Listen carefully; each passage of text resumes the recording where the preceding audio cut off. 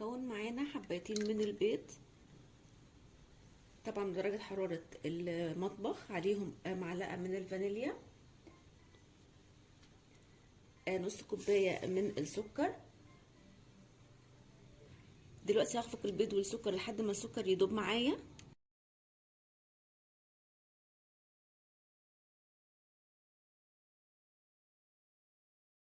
بعد ما السكر والبيض اتخفقوا كويس هنزل بربع كوبايه من الكاكاو الخام، هقلبهم كويس لحد ما يختلطوا مع باقي المكونات بتاعتي.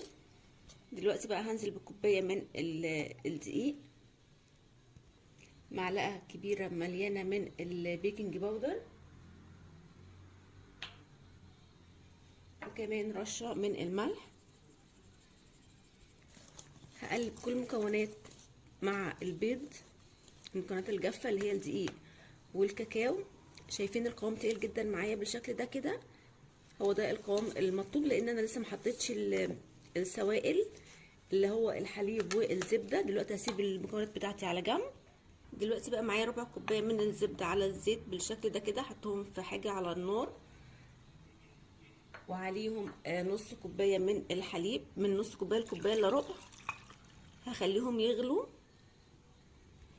دلوقتي الحليب والزبده والزيت معانا دابوا على النار، هنزل بيهم كده، مش هنخاف ابدا، ما تخافوش، مفيش اي حاجه هتحصل، ولا البيض هيستوي ولا البيكنج باودر هيبوظ ولا اي حاجه خالص. هنقلب بقى كده، الخليط اختلط معايا وبقى ناعم جدا زي ما احنا شايفين كده، ده القوام المظبوط. دلوقتي القالب بتاعي انا مبطناه زبده، هنزل بيه بالخليط، ممكن يكون قالب مدور مربع مستطيل اللي احنا حابينه.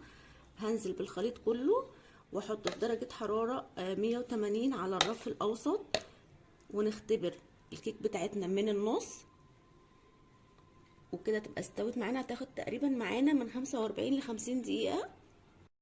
دلوقتي الكيك بتاعتنا طلعت من الفرن، هسيبها تهدى بقى تماما.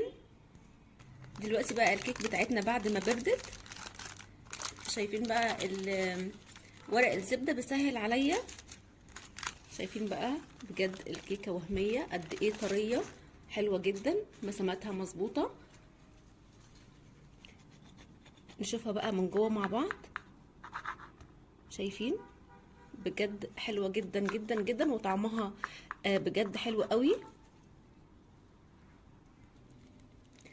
دلوقتي بقى شويه صوص كده حلوين. دلوقتي بقى نشوف قطعه مع بعض. شايفين الحلاوه والجمال، بجد وهميه تحفه جدا، لازم تجربوها، واللي يجرب الوصفه تعجبه يا ريت تسيب لي رايه في كومنت. سلام.